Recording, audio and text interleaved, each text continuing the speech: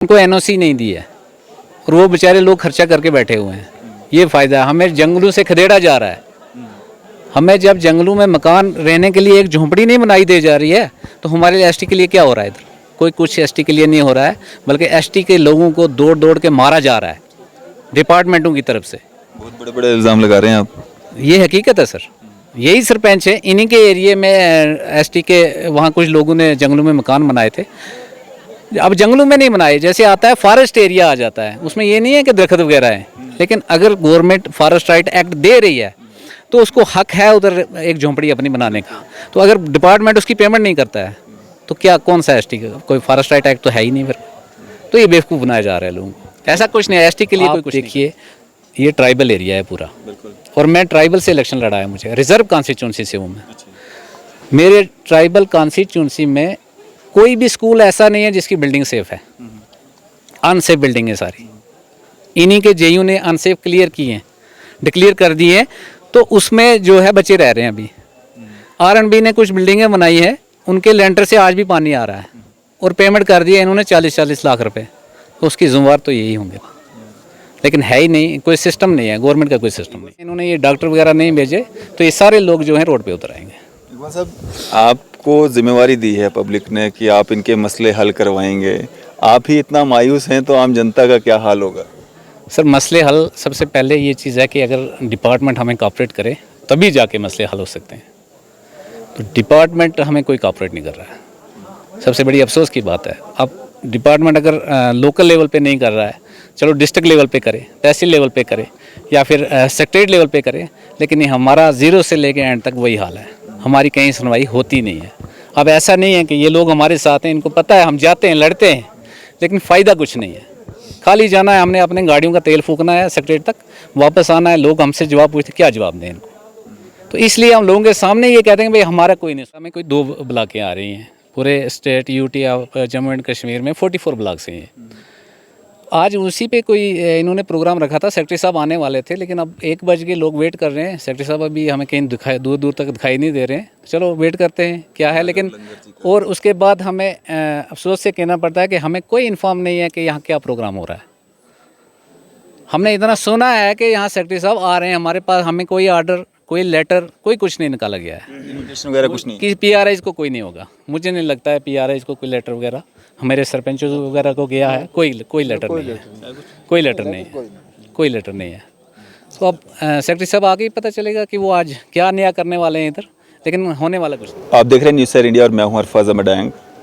अभी हम चिल्ली पिंगल ब्लॉक में हैं और हमारे साथ बातचीत करने के लिए यहाँ पे मौजूद हैं डीडीसी भलेसा कॉन्स्टिट्यूंसी के इकबाल कोहली साहब। इनसे बातचीत करेंगे। सरपंच साहब भी यहाँ पे मौजूद हैं, इनसे भी बात करेंगे। इकबाल साहब, अगर हम बात करें आपकी कॉन्स्टिट्यूंसी की ऑल ओवर, कैसे देखते हैं, क्या कुछ बदलाव जो हैं डीडीसी मेंबर्स के जीतने के बाद इस कॉन्स्टिट्यूंसी में हुए? सबसे पहले तो शुक्रिया अरफाज साहब, आप पिछले 5-6 दिन से हमारे इस पहाड़ी एरिया का, आपने मुझे नहीं लगता कोई एरिया छोड़ा होगा, कोई इलाका ऐसा जहाँ मौका मिला पहुँचे। मेरे पास ये भलेसा कॉन्स्टिट्यूंसी जो है इसमें 2 ब्लॉक हैं। सबसे टफ हिली ब्लॉक जो है चिल्ली वाली है, और अब बड़े अफसोस से कहना पड़ता है यहाँ पे कि 80% पॉपुलेशन यहाँ हमारे एसटी की है, ट्राइबल पॉपुलेशन। 1972 में एक रोड शुरू होती है, तब गुंदों की ये रोड नहीं बनी हुई थी, मलिकपुरा से लेकर मनोकोटा तक, लेकिन 1972 से लेके आज तक 9 किलोमीटर रोड बनी है। बाकी इस ब्लॉक में कोई भी रोड ऐसी नहीं है जो कंप्लीट है, जिसमें सिर्फ 3 किलोमीटर पे ब्लैक टॉपिंग हुई है। जब से हम डीडीसी बने हैं हमने कोई दरवाज़ा नहीं छोड़ा। डीसी साहब ने जब यहाँ पिछली बार ब्लॉक दिवस किया, उस टाइम में लोगों ने यही कहा कि हमें ब्लैक टॉप डाला जाए। यहाँ गाड़ियाँ, बहुत सारी गाड़ियाँ आगे टूट के ख़त्म हो चुकी हैं। तो आज फिर हमने ये सुना कि यहाँ एक्सपायरेशनल ब्लॉक दी गई हैं, डिस्ट्रिक्ट डोडा में 2 हैं, लेकिन इस हिसाब से जैसे आज तक काम चलता रहा तो मुझे नहीं लगता कि आइंदा भी ऐसा कुछ करेगी गवर्नमेंट। तो इसलिए अगर मेरी यही गवर्नमेंट से अपील है कि खासकर हमारे जो हिली एरिया में लोग हैं इनका खास ख्याल रखा जाए। इनको सबसे पहला डेवलपमेंट है रोड, जब इनको रोड ही नहीं है तो डेवलपमेंट कहाँ से होगी। बिल्कुल। तो अगर हम बात करें जिस तरह के दावे वादे किए गए थे इलेक्शन से पहले, क्या वो पावर्स आप ग्राउंड पे आपका चलता है उस तरह का? नहीं, जैसा हमें इलेक्शन से पहले बताया गया था, जिस मुद्दों पे जैसे इलेक्शन करवाए गए थे, वैसा हमें कुछ नहीं ग्राउंड पे दिया गया है। खाली खोखले वादे थे, उसके बाद तो यहाँ ब्यूरोक्रेटी जो है सारा सिस्टम चला रहे हैं। तो अगर ये ब्यूरोक्रेसी ऐसी रही तो यहाँ कुछ नहीं, कोई डेवलपमेंट नहीं होने वाली। तो लोगों को बेवकूफ़ बनाया जा रहा है। जो मौजूदा गवर्नमेंट है इसने सिर्फ बातों से ही लोगों को बेवकूफ़ बनाया, ग्राउंड पे ऐसा कुछ नहीं हुआ है। आज हम इस हाई स्कूल में हैं, हाई सेकेंडरी स्कूल में हैं और यहाँ पे कोई प्रोग्राम होने वाला था। क्या प्रोग्राम था और क्या कुछ मांगे या डिमांड्स आप रखने वाले थे? सर यहाँ पे प्रोग्राम हमने पहले भी बड़े प्रोग्राम किए, डिमांडें बहुत ज़्यादा रखी हैं, हमारे पास फाइलें बन बन के अब जगह नहीं है उनकी रखने की, लेकिन खाली प्रोग्राम ही होते हैं। आज का क्या था? आज का प्रोग्राम ये था, इन्होंने कहा था एक्सपायरेशनल ब्लॉक जो है हम दे रहे हैं, एक चिल्ली को दे रहे हैं और डोडा में कोई 2 ब्लॉकें आ रही हैं। पूरे state UT Jammu and Kashmir में 44 ब्लॉक्स हैं। आज उसी पे कोई इन्होंने प्रोग्राम रखा था, सेक्रेटरी साहब आने वाले थे, लेकिन अब 1 बज के लोग वेट कर रहे हैं। सेक्रेटरी साहब अभी हमें कहीं दूर दूर तक दिखाई नहीं दे रहे हैं। चलो वेट करते हैं क्या है, लेकिन और उसके बाद हमें अफसोस से कहना पड़ता है कि हमें कोई इन्फॉर्म नहीं है कि यहाँ क्या प्रोग्राम हो रहा है। हमने इतना सुना है कि यहाँ सेक्रेटरी साहब आ रहे हैं, हमारे पास हमें कोई आर्डर, कोई लेटर, कोई कुछ नहीं निकाला गया है। इन्विटेशन वगैरह कुछ नहीं? कि PRIs को कोई नहीं होगा, मुझे नहीं लगता है PRIs को कोई लेटर वगैरह, हमारे सरपंचों वगैरह को गया है, कोई लेटर नहीं है, कोई लेटर नहीं है, कोई लेटर नहीं है। तो अब सेक्रेटरी साहब आके ही पता चलेगा कि वो आज क्या नया करने वाले हैं इधर, लेकिन होने वाला कुछ नहीं है। टाइमिंग क्या दी गई थी और कहाँ पहुँचे? 12 बजे का इन्होंने बोला था कि 12 बजे हमारा प्रोग्राम स्टार्ट हो जाएगा, शुरू हो जाएगा। तो अभी 1 बजने वाले हैं, अभी तक कुछ नहीं है। अब फिर भी आप यहाँ पे मौजूद हैं, सरपंच साहिबान भी यहाँ पे मौजूद हैं, क्या कुछ मुख्य मांगे रही होंगी जो सोच कर के आए हैं कि सेक्रेटरी साहब के सामने रखेंगे और उम्मीद तो कर ही सकते हैं कि आने वाले समय में वो हल हो भी जाएं? सर जिस ब्लॉक में हम खड़े हैं, तो अगर ये मैं बताऊं कि ये 2-3 मांगे हम नहीं रख सकते, बाकी ऐसी कोई चीज़ इधर है ही नहीं कि जो हम उन्हें ना बोलें। यहाँ स्कूलों की हालत खस्ता हाल है, यहाँ रोड है ही नहीं, यहाँ बिजली का बहरान है, कोई भी ऐसा हॉस्पिटल का कोई सिस्टम ही नहीं है। यहाँ पे एरिया पहाड़ी 2 एरिए हैं, 2 पंचायतें पड़ती हैं, मनो ए, मनो बी और हडल। वहाँ पे डॉक्टर ही नहीं है। पिछले 6 महीने से मनो में डॉक्टर नहीं बैठ रहा है। वो 10 बार DC साहब को, CMO साहब को इनको बता दिया कि यार कम से कम वहाँ डॉक्टर भेजो, आज तक डॉक्टर नहीं भेजा। बिल्डिंग है वहाँ से पैदल चलने में, कोई बिल्डिंग भी नहीं है वहाँ से लोग पैदल चलते हैं 10 किलोमीटर उनको पैदल चलना है, फिर जाके रोड, और रोड की हालत आपने देख ली इस रोड पे। तो ये हालात है इनके, मुझे नहीं लगता ये गवर्नमेंट कुछ करने वाली है। तो आइंदा अगर 1 हफ्ते या 2 हफ्ते में इन्होंने ये डॉक्टर वगैरह नहीं भेजे तो ये सारे लोग जो हैं रोड पे उतर आएंगे। इकबाल साहब, आपको जिम्मेवारी दी है पब्लिक ने कि आप इनके मसले हल करवाएंगे, आप ही इतना मायूस हैं तो आम जनता का क्या हाल होगा? सर मसले हल, सबसे पहले ये चीज़ है कि अगर डिपार्टमेंट हमें कॉपरेट करे तभी जाके मसले हल हो सकते हैं। तो डिपार्टमेंट हमें कोई कॉपरेट नहीं कर रहा है, सबसे बड़ी अफसोस की बात है। अब डिपार्टमेंट अगर लोकल लेवल पे नहीं कर रहा है, चलो डिस्ट्रिक्ट लेवल पे करे, तहसील लेवल पे करे, या फिर सेक्रेटरी लेवल पे करे, लेकिन नहीं, हमारा 0 से लेके एंड तक वही हाल है, हमारी कहीं सुनवाई होती नहीं है। अब ऐसा नहीं है कि ये लोग हमारे साथ हैं, इनको पता है हम जाते हैं, लड़ते हैं, लेकिन फ़ायदा कुछ नहीं है। खाली जाना है, हमने अपने गाड़ियों का तेल फूकना है सेक्रेटरी तक, वापस आना है, लोग हमसे जवाब पूछते क्या जवाब दें इनको।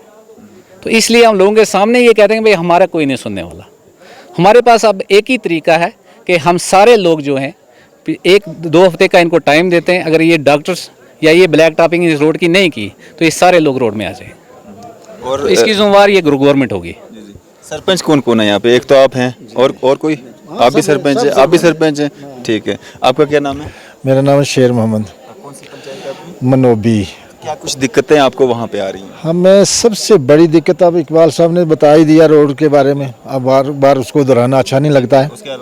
उसके अलावा सबसे बड़ी प्रॉब्लम जो है, आज 4-5 महीने से 6 महीने से इन्होंने जो अटैचमेंटें डॉक्टरों की थी, कोई दवा साज था या कोई भी था, कहीं अटैचमेंट थी तो वो कैंसिल करके उनको वापस भेज दिया। तो हमें मनोब में एक डॉक्टर था, सांबा का था, पता नहीं कहाँ का है, 3 दिन आया तो चला गया। कोई इतनी बुरी हालत है, इनको पता ही है, इन्होंने बता ही दिया आपको। सबसे बड़ी प्रॉब्लम ये है। और स्कूलों में कोई स्टाफ नहीं है, बहुत बुरी कंडीशन है हमारे स्कूलों में। अगर 300 बच्चा है तो 4 उस्ताद हैं। स्कूलों के नाम बताएंगे? हाँ बिल्कुल, मनो हाई स्कूल में 4-5 टीचर हैं और 350 बच्चा है। कुटा में 70 बच्चे हैं, 3 टीचर हैं। शेरपुरा में 100 कुछ बच्चे हैं तो 3 ही टीचर हैं। ऐसे ही डुगना में मैं अपनी पंचायतों की बात करता हूँ तो कोई स्टाफ नहीं है।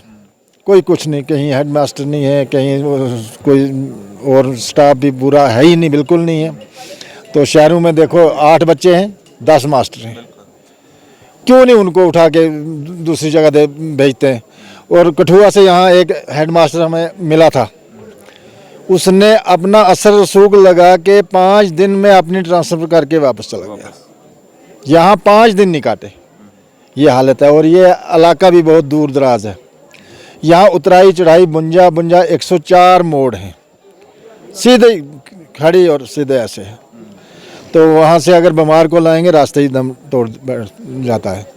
तो हमें सबसे बड़ी प्रॉब्लम ये है, डीसी साहब को भी हमने बोला, सीएमओ साहब को भी बोला कि आप डॉक्टर को भेज दो, कोई टस से मस नहीं। एक दुआ साज था वहाँ सलामदीन रहता था, वो चलता था, इधर उधर दवाई देता था, थोड़ी बहुत डर था, लोकल था यहाँ का। तो उसको भी उठाया कहीं कारा में अटैच किया, पता नहीं कहाँ किया क्या किया, तो हमें कुछ नहीं, बहुत बड़ी प्रॉब्लम है। तो रोड का काफ़ी जो है वो तो इन्होंने बता ही दिया, मगर अब रोड का काम जो है एक ठेकेदार यहाँ लोकल कर रहा है, तो अब उम्मीदें हैं कि थोड़ा वो निकालेंगे। अगर हम इस प्रोग्राम की बात करें, जिस प्रोग्राम के लिए आप भी आए और मेरे को भी पता चला, मैं भी यहाँ पे इसको कवर करने के लिए आया, इस प्रोग्राम की आपको जानकारी कैसे मिली? कोई इनविटेशन आपको भेजा गया था या वैसे ही आपको पता चला कि? कुछ नहीं, हमें ये GRS और ग्राम सेवक सेक्रेटरी जो है ब्लॉक के, इन्होंने बोला कि ऐसे ऐसे बोला गया आपको? वर्बली, हाँ, फ़ोन पे कि हाँ जी ऐसे ऐसे चीफ सेक्रेटरी साहब आ रहे हैं, तो आप भी आ जाओ जी, ज़रूरी है आपका आना। तो अब आए हैं, हम सुबह से इंतज़ार कर रहे हैं, हम 10 बजे के यहाँ पहुँचे हैं। बारिश है, सर्दी है, तो अभी तक चीफ साहब पहुँचे नहीं। आप सरपंच हैं जी, क्या नाम है? मेरा नाम चौधरी कालू, क्या कौन सी पंचायत आपकी? मनो ए जी। दिक्कतें हैं वहाँ पे वो और दिक्कतें एडमिनिस्ट्रेशन का किस तरह का साथ नहीं, सहयोग? वो तो बता दिए DDC ने भी, तो हम भी बताते हैं, यही है हमें के भाई सबसे पहले रोड का मसला, उसके अलावा ये इन्होंने बता दिया। तो मैं भी बताऊं, मेरे पंचायत में एक ही स्कूल है, वो उसमें 3 टीचर हैं, तो 300 बच्चे हैं, तो क्या करेंगे। मैंने परसों DC साहब को बताया था, ये हमारी कॉन्फ्रेंस चल रही थी, हमने कहा नहीं, हमें जो हाई स्कूल है उसमें स्टाफ की कमी है, वो दे दो। तो वो दिया ही नहीं, उन्हें कुछ नहीं कहते, हम खुद सोचेंगे और करेंगे। गवर्नमेंट सोच रही है तो हम सुन रहे, इससे ज़्यादा हम क्या बताएंगे। तो सबसे ज़्यादा ये मसला भी है कि हमारे गरीब लोग हैं, बिजली की हालात देखोगे, ज्यों ही शाम पड़ती है उसी वक्त बिजली काट देते हैं, जब लोग सो जाते हैं उस वक्त बिजली को जला देते हैं, उस वक्त हम क्या करेंगे उसको। तो ये हमारे लिए सारी दिक्कतें ऐसे हैं, पानी की यही हालात है, बिजली की यही हालात है, रोड है तो रोड का मसला भी वैसा ही है। तो हम ज्यों के त्यों ही रह गए सारे लोग, तो इस ब्लॉक का ही हाल जो जितना बता दिया सब ने एक ही हाल है, तो हम क्या बताएंगे इससे ज़्यादा। कैसे निज़ाम बदलेगा, कैसे सुधार होगा? अब जिम्मेवारियां तो फ़िलहाल आप लोगों पे ही थी, BDC DDC सरपंच पंचेज, अब यही सारे मायूस दिख रहे हैं, तो कैसे बदलाव आएगा? सर अब लोगों को उम्मीदें नहीं रही हैं, लेकिन जब लोग गवर्नमेंट से उम्मीदें खो जाते हैं ना, तो फिर सुनामी आती है, और आती हुई लोगों की सुनामी आती है। तो मुझे लगता है लास्ट तरीका वही है कि लोगों को खुद ही कुछ करना पड़ेगा। इन्होंने भरोसा किया गवर्नमेंट पे कि इन्होंने PRI के इलेक्शन करवाए, उसके बाद इन्होंने BDC इलेक्शन करवाए, फिर DDC इलेक्शन करवाए। लोगों को एक यकीन था कि ये आएंगे हमारे बीच में, हमारे लिए कुछ ना कुछ कर पाएंगे, लेकिन ऐसा कुछ नहीं हुआ। जितना पहले चल रहा था उससे भी पीछे चले गए हैं।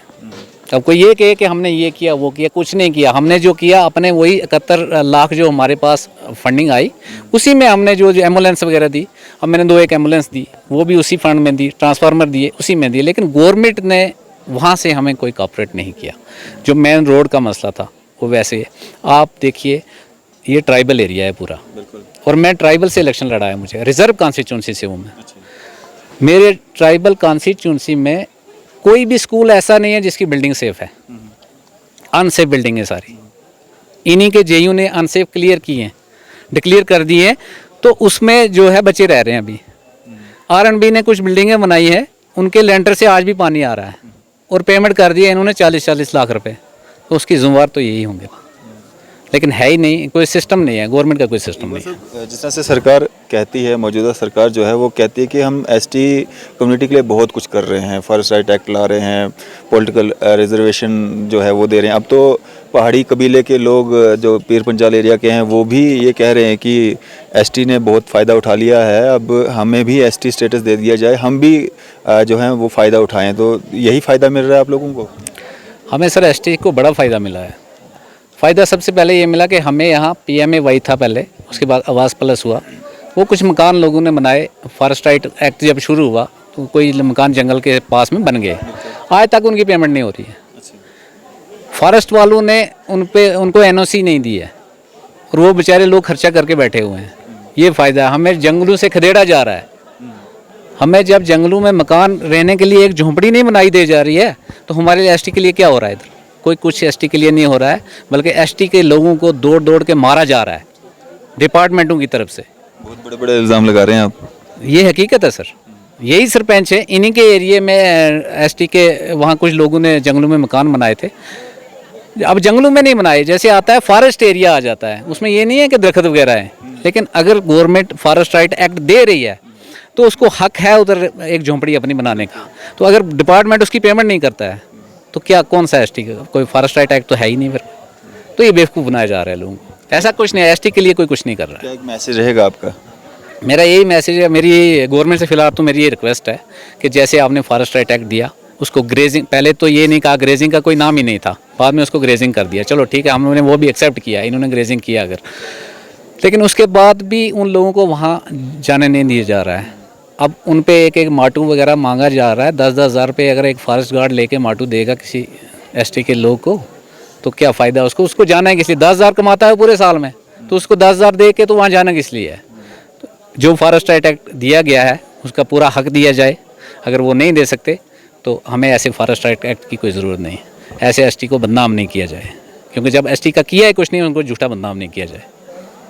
मेरा यही मैसेज है। शुक्रिया हमारे से बातचीत करने का। Thank you. तो ये थे हमारे साथ इकबाल कोहली साहब DDC भलेसा कॉन्स्टिट्यूंसी से, और ये ज़मीनी हकीकत भी कह सकते हैं इसको, क्योंकि PRIs हैं, सरपंच साहब हैं, DDC साहब हैं। अब ये अगर कोई बात कह रहे हैं, इनके पीछे लोग हैं जिन्होंने इनको जिता करके भेजा है, तो झूठ तो हम कह नहीं सकते हैं। और एडमिनिस्ट्रेशन जो दावे करती है या सरकारें जो दावे करती है वो जाने, लेकिन ज़मीनी हकीकत अगर इसको हम ना कहें तो कहीं ना कहीं गलत होगा। ज़मीनी हकीकत यही है, ये लोग जो इन लोगों के बीच में होते हैं, जो इनको लोगों के गुस्से का या उनकी जो डिमांड्स पूरी ना होने का जो इनको सामना करना पड़ता है, यही लोग होते हैं। और ये ज़मीनी हकीकत है। आपकी इस सब पे क्या राय है? आप भी अपनी राय जो है ज़रूर साझा कीजिएगा। इसी तरह की मज़ीद अपडेट्स के लिए आप देखते रहें न्यूज़ इंडिया। मैं अरफाज अहमद, कैमरामैन शाहनवाज के साथ।